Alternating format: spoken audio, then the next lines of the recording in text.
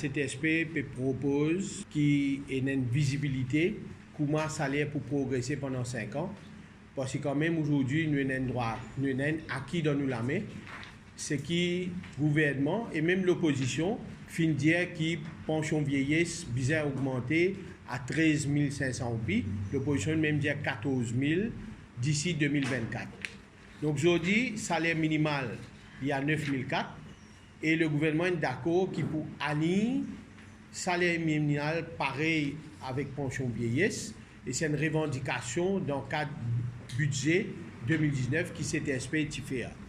Donc nous pouvons proposer que pour nous arriver à 1500, nous avons une majoration de 820 roupies par l'année et ça, il pour compris compensation salaire pour perdre le pouvoir d'achat. Bien sûr, si l'inflation vient plus fort, vous allez revoir ça chiffre. Pour un salaire qui est plus que le minimum wage, quand nous avons une corrélativité après l'augmentation minimum wage, il faut corriger par lui-même. Nous plus grand souci aujourd'hui, c'est le PRDF. D'après la loi, PRDF supposé rentre en effet en pratique en janvier 2020. Jusqu'à maintenant, personne ne connaît qui taux de contribution qui va l'employeur pour faire.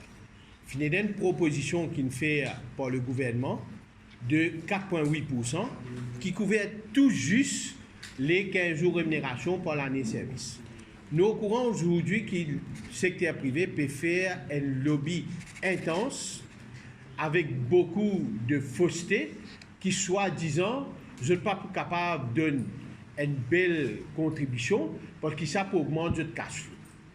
Pour nous, nous dire que c'est un mensonge parce que nous ne comprenons pas comment un employé qui paye ce travailleur 600 000 roupies à la fin de sa retraite, nous pouvons dire qu'il peut payer 600 roupies tous les mois, il trouve ça plus difficile. Donc c'est un mensonge. Premier problème secteur privé, c'est que je disais mal, l'argent dans sa fonds-là, je ne peux pas prendre contrôle l'eau là. Et ça fatigue je. Deuxième élément, je peux jouer je va-tout pour je tirer l'avantage. Aujourd'hui, il y a une faiblesse dans la loi.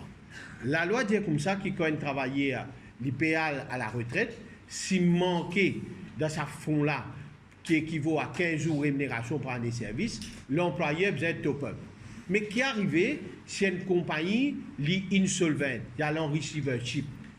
Pénacas, compagnie finira en dessous administration, doit l'argent dans PRDF, qui s'en a qui vous paye ça. Il est clair que dans ce moment-là, tout va travailler qui est en détresse, je peux tourner vers le pouvoir politique pour dire besoin de payer. Et c'est ça l'enjeu qui le secteur privé peut envie de faire. Il peut envie de baisser ça au maximum pour dire si je peux faire, mais je bénéficie de ça. Et moi, j'ai envie de dire une affaire. Il y a une section dans la loi qui dit tout l'argent qui doit dans PRDF, il peut y avoir priorité, comment dire, on doit à l'État. Ce qu'on appelle first right mortgage.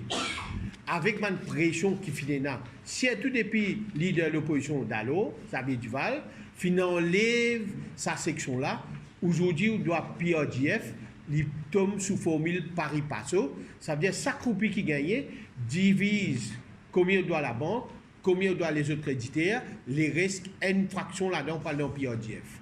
Il n'est pas possible qu'il baisse le taux de contribution.